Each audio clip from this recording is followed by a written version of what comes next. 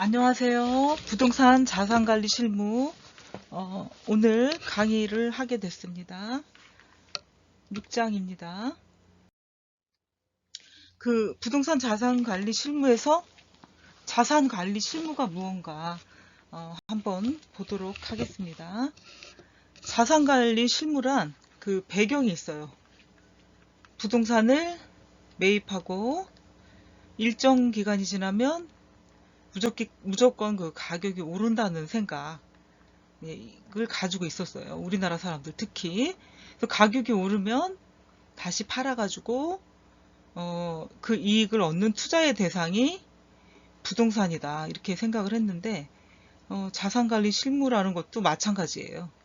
부동산을 대상으로 자산을 관리하다 보니까 일단 부동산이라는 물건을 사고 뭐 몇 년간을 보유하게 되면 가격이 오르게 된다는 그 원칙이 생기게 됐죠. 그 가격이 오른다는 원칙이 생기면 가격이 올랐을 때 다 팔아요. 팔아서 차익을 가지고 그 이익을 얻는 투자의 대상이다라는 게 이제 부동산이고, 그 자산을 관리하는 사람들이 하는 일들이 실무가 되겠죠. 그래서 배경은 이렇게 되겠고요. 도입은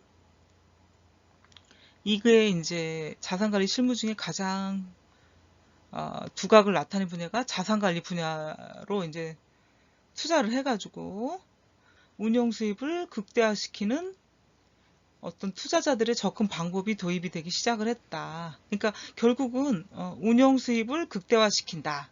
이게 가장 핵심이 되겠죠. 그러니까 부동산을 가지고 아니면 어떤 다른 자산을 가지고 투자를 해서 투자한 자산을 통해 가지고 운용 수입을 극대화시키는 게 자산관리 실무가들의 역할이다. 운용 수입의 극대화. 세 번째 개념을 한번 보도록 할게요.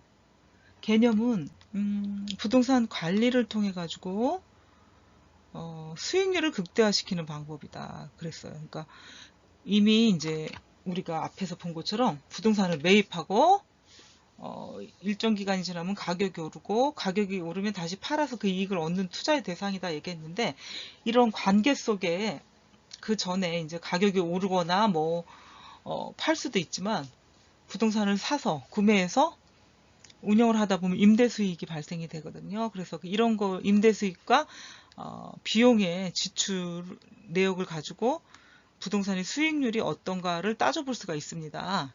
근데 부동산 관리를 하면서 가장 중요한 것은 부동산 수익률의 극대화다 라고 볼 수가 있겠습니다. 그래서 이렇게 수익률을 극대화하기 위해서 발생하는 서비스가 어떤 것들이 있나 보면 자산관리, 재산관리, 시설관리다 이렇게 알 수가 있겠죠.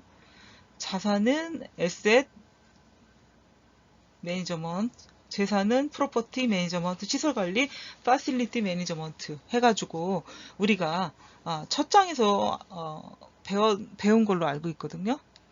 이런 내용들을. 그래서 배경과 부동산 자산관리 실무의 배경, 도입, 개념을 여러분들과 알아보았습니다. 부동산 자산관리 실무에서 인력과 조직이 나오거든요. 그래서 인력과 조직이 하는 일들을 한번 보도록 해보겠습니다. 그래서 인력이 하는 일들을 볼게요. 인력의 역할들. 총괄 자산관리자, 프로퍼티, 포트폴리오 매니저. 예. 그래서 이 총괄 자산관리자들이 하는 일은 운영팀의 총괄 책임자를 뜻합니다. 운영팀의 총괄 책임자. 기본적인 지식이 있고 자산 운영에 필요한 기술적인 부분도 경험을 해야 되는 사람들이 총괄 자산 관리자입니다. 또한 투자자하고 접점에 서가지고 자산 운영에 대해서 얘기를 하고요. 설득할 수 있는 능력이 필요합니다.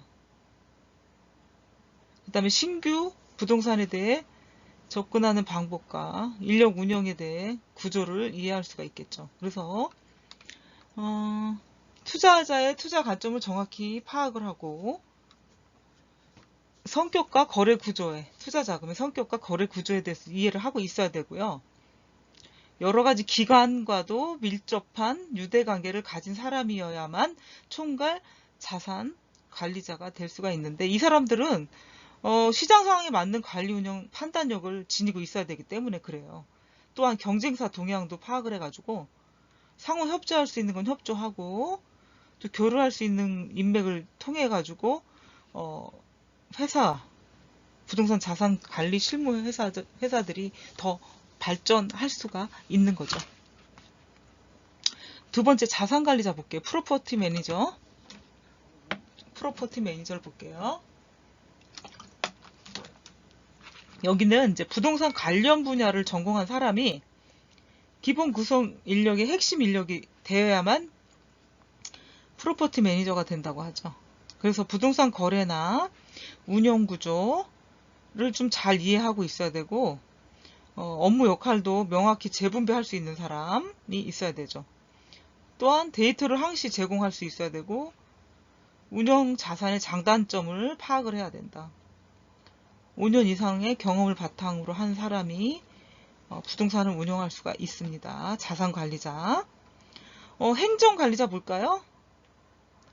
어드민스테이터인데, 이 사람들은 기본적인 관리자의 사고방식을 갖추고 있어야 되고요. 자산 운영을 관리할 때 세분화된 조직이 많기 때문에 관리 통솔의 역할을 하는 게 이제 행정관리자다, 이렇게 얘기를 해요. 행정관리자. 네 번째, 회계관리자, 어카운턴트를 한번 볼게요. 기본 지식을 가지고 있어요. 무엇에 대해서?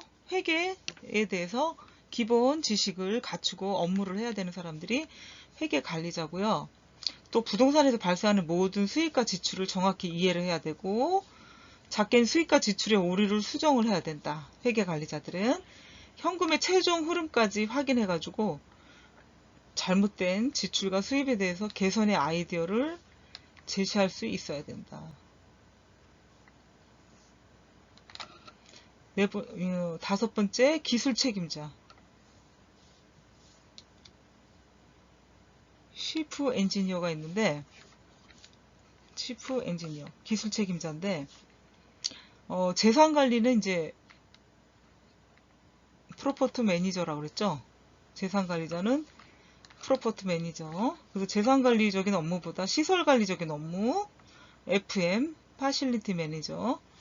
이 시설 관리적인 업무의 성격이 강한 자리가 기술 책임자이다. 기본적으로 시설 관리회사에서 경험을 쌓았거나 기술적인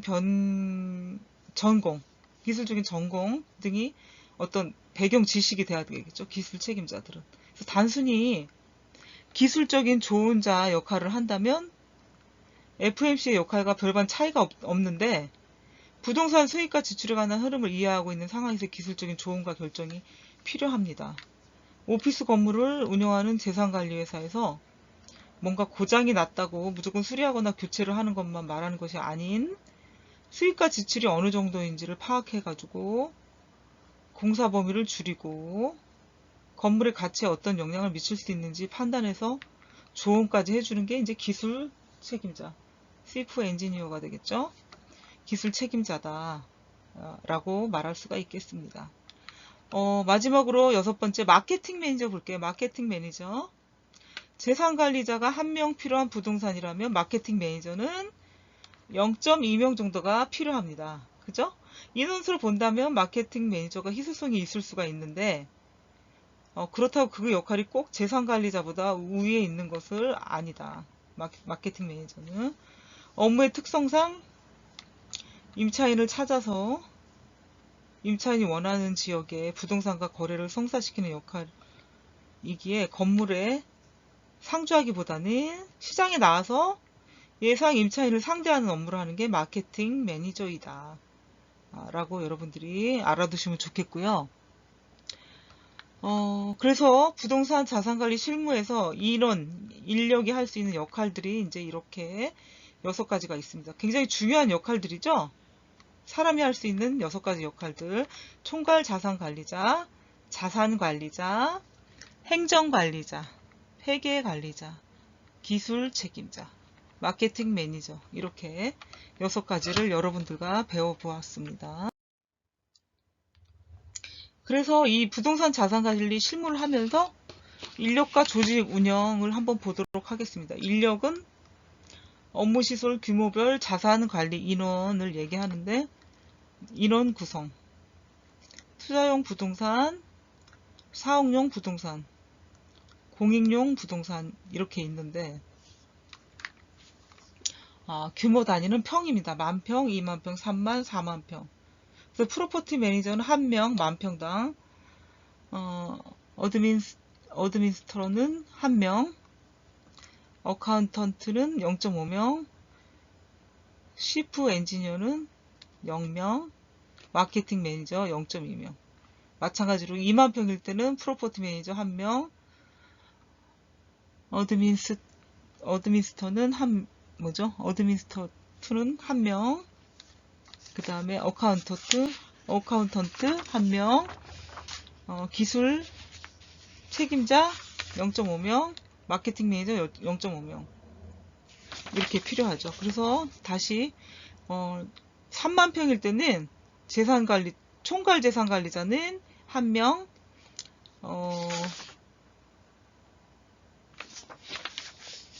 그 다음에 행정관리자는 1명, 회계관리자는 1명, 기술 책임자 0.5명, 마케팅 매니저 0.5명. 그 다음에 40,000평일 때 프로퍼티 매니저는 1명, 그 다음에 행정관리자 1명, 회계관리자 1명, 기술 관리자 책임자 1명, 마케팅 매니저 1명. 이렇게 해가지고 평당 어떤 인원이 얼마큼 필요한지를 지금 이 표에서 볼 수가 있죠. 그래서 업무시설 규모별 자산관리 인원을 여러분들이 표로 보았고요. 또 인력 구성에서 이런 규모별 자산관리 인원이 필요하고, 또 부동산은 투자용 부동산, 사업용 부동산, 공익용 부동산으로 나눌 수가 있는데, 투자용, 사업용, 공익용의 인원이 얼마나 들어가는지 이제 그걸 보도록 할게요. 투자용 부동산의 경우는 최소 인력으로 최대의 효율을 낼 수 있는 구조를 구성을 해야 되기 때문에 단일 부동산의 최소 인력 1명 이라는 숫자보다는 지역성과 유사성을 이제 감안을 해가지고 여기에 언급한 인력들을 최소화해서 관리를 할 수가 있다 하는 거를 얘기를 하고요. 단일 건물에 1명의 재산관리자가 필요하다는 개념은 그 부동산 유형과 투자 성격에 따라 달라지기도 합니다. 그래서 투자용 부동산, 그다음에 사업용 부동산을 한번 볼게요.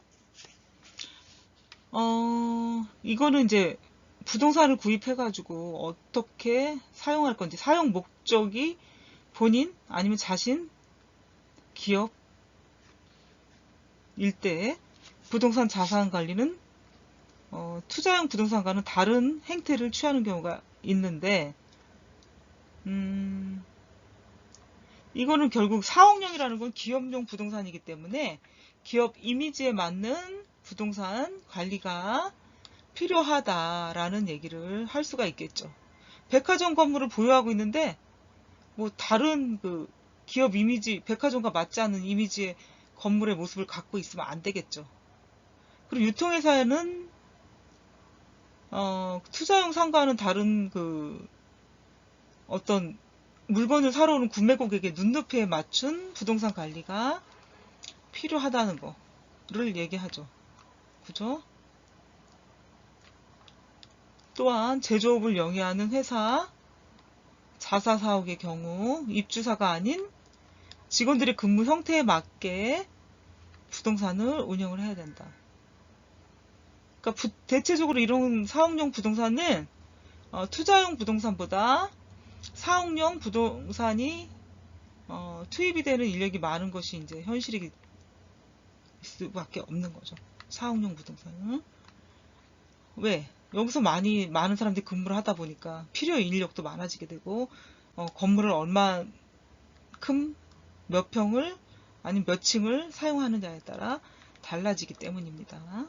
세 번째, 공익용 부동산의 인력 구성을 한번 볼게요. 이 공익용 부동산은 뭡니까? 공공의 이익을 먼저 우선으로 하는 부동산이죠. 예, 그러니까 수입이 주목적이 아니고 비용 지출에 포커스가 되는 거죠. 비용 지출을 얼마나 작게 하느냐. 그래서 병원일 경우에는 환자가 필요한 의사의 수, 이거를 맞춤형 관리가 필요하다는 얘기를 하고요. 연금공단이나 공제 같은 투자 기관에서 회원들을 상대로 할 경우에 수익률이 떨어지더라도 지출 과다한 부분이 발생할 수가 있습니다. 그죠? 공익용 부동산이라는 게.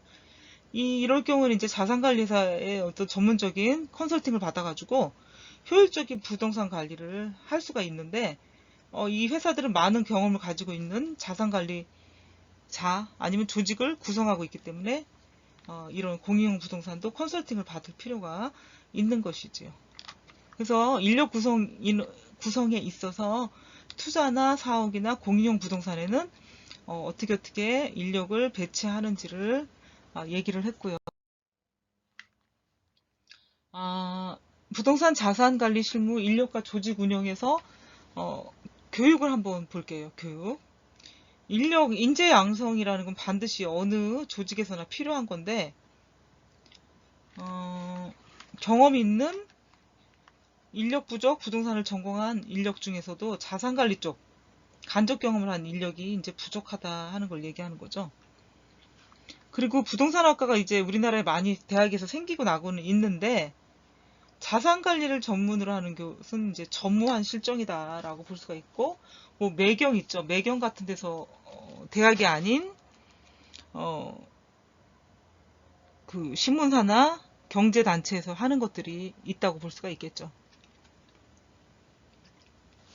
그렇다 보니까 한때 AMC, PMC, FMC 인력이 서로 교차하는 현상이 발생이 되기도 했습니다. 그래서 수급 불균형적인 인력들 때문에 이게 뭐냐면 인력 스카우트를 한 결과라고 볼 수가 있는 거죠. 수급 불균형 인력 스카우트 결과가 AMC, PMC, FMC 인력이 서로 교차하는 현상이 발생이 됐다라고 볼 수가 있겠습니다. 교육을 한번 볼게요. 교육 범위는 자산관리의 업무 영역이 점차 확대되는 상황이다. 자산관리가 중요해지고 있는 거죠. 이제 오늘날에 와서는. 또한 오피스에 대한 자산관리가 대부분이었던 시절은 기업은 뭐예요? 업무용이나 오피스잖아요. 그러다 보니까 오피스에 대한 자산관리가 대부분이었다는 얘기를 하는 거고, 이미 오래전에 이런 오피스에 대한 자산관리가 대부분이었다는 걸 알게 되었고, 현재는 투자자들이 원하는 수익성 있는 상품, 이런 자산에 대해서 특화된 전문성을 길러야지만이 된다는 거죠. 그걸 해줘야 교육을 받고 또 손님 고객들에게 컨설팅을 해줘야만이 좋은 그 전문가라고 얘기를 들을 수가 있는 거죠. 다양해졌기 때문에 부동산 구입이 오피스에만 한정된 게 아니기 때문에요. 또한 상가, 물류단지, 주거용 오피스텔, 호텔 등과 같이 수익형 구조에서 위험수의 등급이 높았던 부류로 옮겨지는 현상이 나타나기도 합니다. 그죠? 위험이 높으면 수익도 높다라는 걸 여러분들이 어디선가 들었을 거라고 생각을 합니다. 그러니까 위험수위가 높은 등급일수록 나중에 안정기에 가거나 가격이 오르게 되면 더 수익이 높아지게 되거든요. 예, 그래서 그런 것들의 그런 상품들을 지금 갈아타고 있다. 그런 상품 쪽으로 하는 거를 얘기하고 있는 겁니다. 투자자와 자산관리자의 관계를 한번 보겠습니다. 자산관리자의 선정에서. 그래서 위탁관리와 위탁자와 수탁자의 관계. 일반적으로 그 노동자와 사용자 관계처럼 어떤 이런 형식화된 관리 계약이 필요하지는 않지만요. 위탁자와 수탁자 관계에서는 위탁 계약서로 서로의 관계를 정리를 해가지고 합의를 보는 게 맞습니다. 수탁자는 관리 계약서 대신에 투자자로부터 투자된 부동산을 대신 관리하는 권한의 위임을 받았다라고 볼 수가 있겠고요. 이러한 계약이 사전에 충분한 동의 없이 이루어질 경우에는 투자자와 자산 관리자 간의 관계에서 많은 시행착오를 거치는 결과를 만들 수가 있습니다. 두 번째, 신의 관계. 투자자와 자산 관리자는 서로가 투명해야 된다. 그리고 투자한 물건에 대해서 수익을 보장해 줘야 된다. 이런 확신을 또 가지고 있어야지 자산 관리자를 선임할 수가 있고, 그 다음에 그 투자자 내부에서 일어나는 그 업무 일정 같은 게 업무 부분들이 있는데, 이건 자산 관리자에게 알려줘야 돼요. 그래야 일이 진행이 되고, 또 자산 관리자도 마찬가지로 대상 부동산에 대한 어떤 관리적인 어려움이 있으면은 얘기를 해주고 수익률을 올리기 위해 가지고 방법을 투자자에게 성실히 보고를 할 의무가 있습니다. 이렇게 되면 서로 신의 관계가 성립이 되면서 원하는 수익률과 자산 관리가 이루어질 수가 있게 되는 것이죠. 그래서 자산 관리자는 자산을 운영하는 모든 비용에 대해서 투명하게 투자자에게 보고하고 잘못된 점을 스스로 고치려고 노력을 해야 합니다. 때로는 내부의 부정 소지를 미리 차단할 수 있을 수가 있고요. 업무 프로세스를 투자자의 신뢰로 얻는 것도 중요한 영업 전략입니다. 자산 관리자 접촉, 업계 동향 파악, 그 다음에 제안 요청서를 보도록 하겠습니다.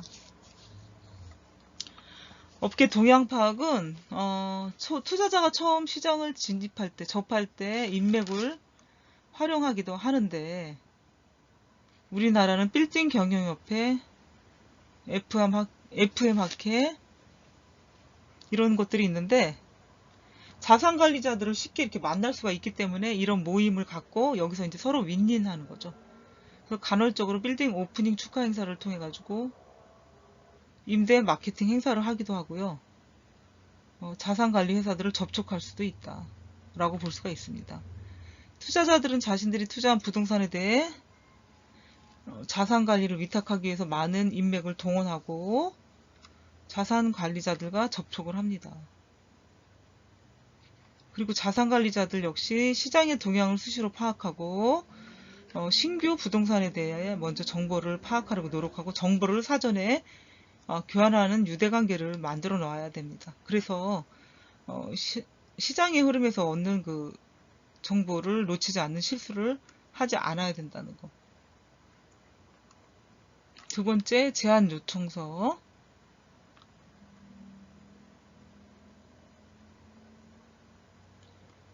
이거는 Request for Proposal의 약자죠. 프로포살.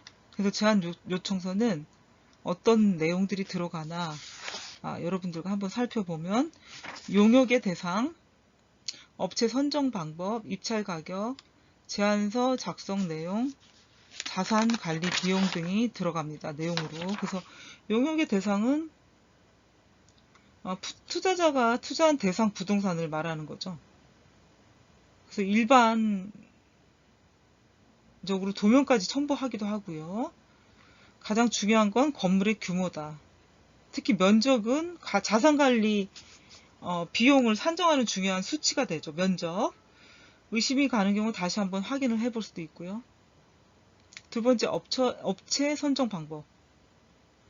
투자자 내부 규정에 따르는 것이 보통이고, 기본에 투자자가 어떤 성격인지를 잘 파악하고 선정 방법에 맞는 제안서를 제출하는 것이 핵심이 되겠습니다. 세 번째, 입찰 가격. 이거는 이제 자산 관리 능력이 없는 업체는 아예 제안서를 냈지 못하도록 입찰 자격을 제한하는 항목이 되겠고요. 입찰 자격. 자격이죠, 자격. 가격이 아니고 입찰 자격. 그러니까 애초에 자산관리 능력이 없는 업체는 제안서를 제출하지 못하도록 제한을 하는 항목이 입찰 자격입니다. 자격. 이래서 이제 실적이 없는데 이런 제안서를 내지 못하고요. 또 투자자가 원하는 보고서의 수준이나 영문 보고서 등 특이한 사항이 있을 경우 이 자산관리자의 숫자들에게 이제 어떤 숫자를 제시하는 경우도 있죠. 제안서 작성 내용을. 그래서 제안서 네 번째는 제안서 작성 내용을 이런 것들이 들어가게 하고요. 다섯 번째는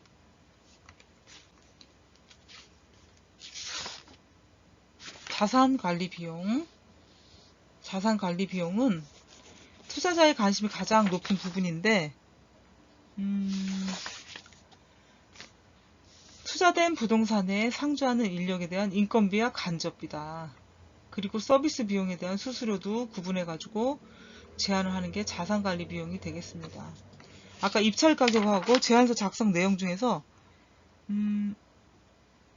요거는 동일한 조건에서 비교 검토되기 쉽도록 통일된 내용과 형식을 취하게끔 만드는 경우가 이제 제안서 작성 내용에 들어가는 내용들인데,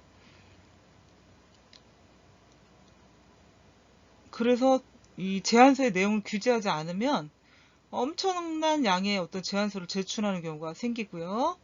이렇게 되면 투자자의 입장에서 그 핵심 부분을 찾기 힘드니까 비교하기도 어렵고, 그래서 이런 단점이 생기니까 고려의 대상이 되는 게 제안서 작성 내용들이다.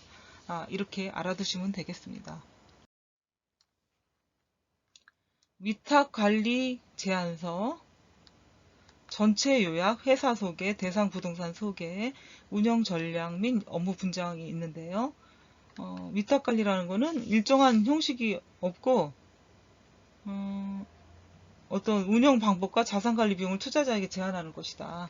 위탁관리 제안서는. 그래서 전체 부동산에 대한 운영 예산을 예측할 수가 있고요. 위탁관리 제안서는 이것들에 따라서, 그러니까 그것들에 따라서는 부동산에 대한 운영 예산에 따라서 본인들이 나오는 수익률이 나오지 않을 경우에는 투자를 포기하는 경우도 있다. 이렇게 우리가 위탁관리 제안서를 보고 알 수가 있고요. 거기서 이제 들어가는 내용들 중에 4개가 있죠. 전체 요약, 회사 소개, 대상 부동산 소개, 운영 전략 및 업무 분장이 있는데, 전체 요약은 전체 내용 중에서 핵심만을 요약해가지고 한 장이나 2장으로 설명한 부분이 되겠습니다. 그래서 이 제안 요청서의 내용이 간략할수록 자산관리사의 제안서는 분량이 많아지게 됩니다.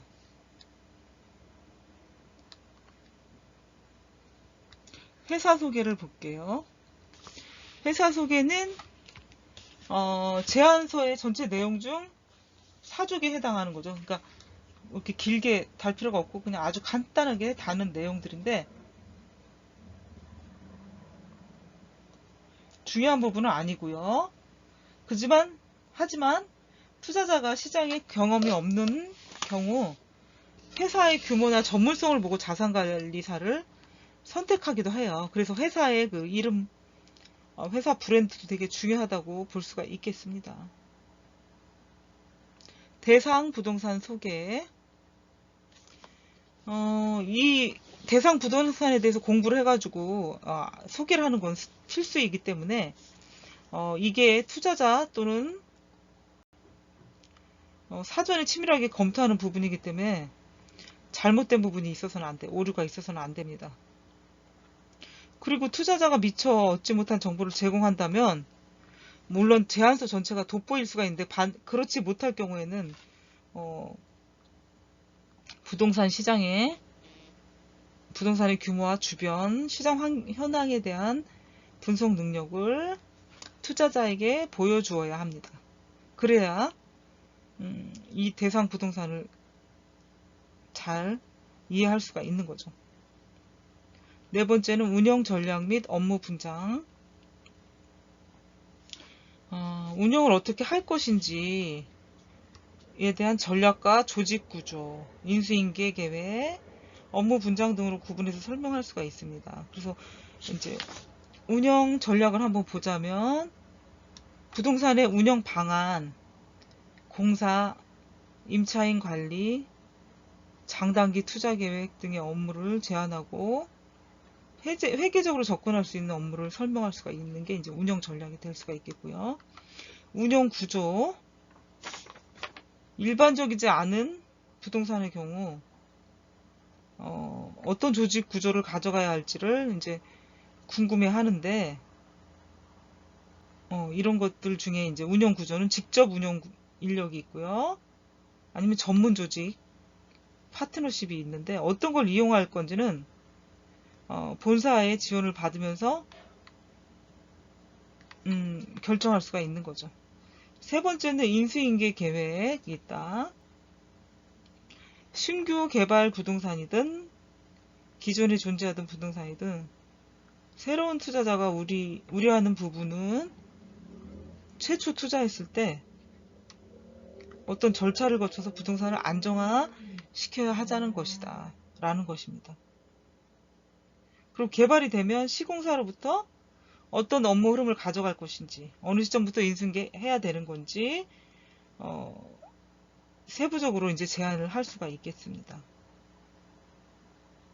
기존의 이제 부동산의 경우도 마찬가지고요. 그 기존의 그 관리 인력을 인수하는 방법으로 부동산을 인수할지, 아니면 관리 인력을 전면 교체하면서 업무 인수인계를 받을지 판단을 해야 된다. 이렇게 얘기를 해요. 그게 인수인계 계획 제안, 업무 분장과 운영 전략에 들어가는 내용들이고요. 업무 분장을 볼게요.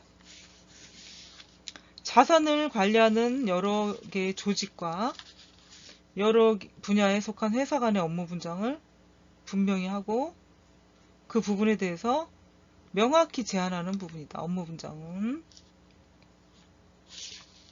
자산관리 실적. 자산관리 실적은 그 회사가 어떤 프로젝트를 수행했는지를 잘 설명하면서 유사 부동산의 사례를 알고 있는 투자자의 생각을 안심시킬 수 있는 좋은 제안이 되기도 합니다. 자산관리 실적은. 자산관리에 대한 실적을 이제 문서화시킨 거죠. 제안서에 첨부시키는 거죠. 운영 조직을 보겠습니다. 회사 운영 시스템에 해당하는 조직 구성과 적합한 조직을 구성할 것을 제안하고 본사 조직의 지원을 잘 이끌어낼 수 있는 조직이라는 점을 부각시켜서 설명을 해야 합니다.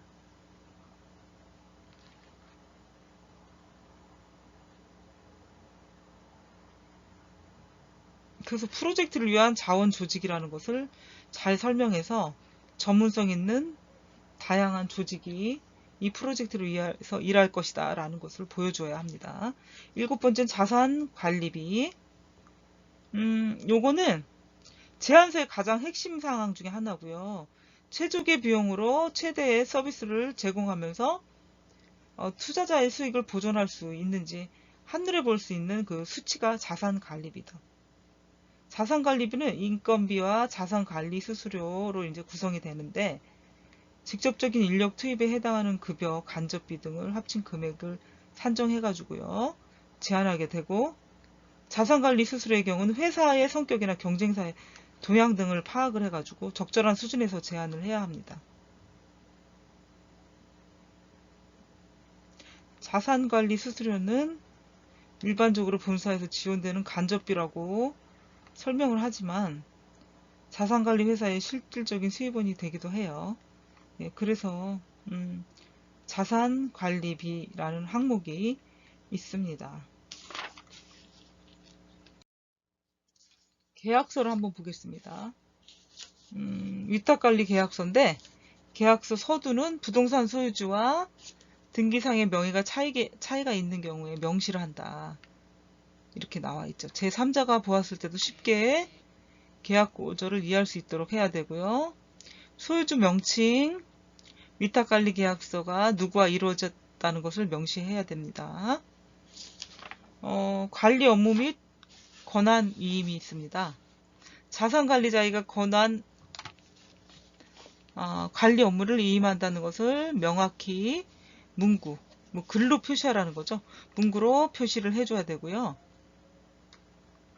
법적 기술 자격 선임, 전기, 소방, 냉동기, 보일러, 승강기, 도시가스가 있습니다. 관리 업무 위탁. 건물에 관련된 관리 업무를 자기 자산관리자의 책임으로 제3자에게 일부 위탁을 한다. 공사성 업무의 승인이 있는데 부동산에 속한 공사성 행위도 투자자의 승인 없이 행해져서는 안 되고요. 특히 대수성 공사는 투자자의 승인을 얻은 후에 진행을 해야 합니다. 이걸 이제 자본적 지출이다라고 얘기합니다. 실무팁 매입 매각 협상. 일반적으로 매입 매각 협상을 할 때 매도자가 감액 요소를 알려주는 경우는 거의 없고요. 매수인이 물리적 실사를 진행하면서 어떤 발견이 되면 자본적 지출 공사를 매도인과 협상을 하면서 감액 요소로 제시하고 이 부분이 합당하다면 전체 매각 가격에서 감액이 이루어지기도 합니다. 그래서 매각이 진행되면 매수인은 물리적 실사팀, 법률 실사팀, 회계 실사팀을 꾸리고 1개월에서 2개월가량 실사 기간을 가집니다. 그래서 여기서 법률과 회계적인 문제점 로펌과 회계법인이 주로 담당하고 물리적 실사는 자산관리사가 담당하는데 이 부분이 매입 매각에서 가장 중요한 포인트가 된다는 거죠. 바로 여기 법률과 회계적인 문제점 때문에 로펌과 회계법인이 주로 담당하고 물리적 실사는 자산관리사가 담당. 이게 가장 중요한 포인트가 된다. 물리적 실사 부분에서 앞으로의 운영 방향도 설정을 하고요. 최종 매각 가격도 결정을 하고 계약 종결의 완결 조건이 만들어지는 게 물리적 실사 부분이라고 할 수가 있겠습니다. 물리적 실사 부분이다.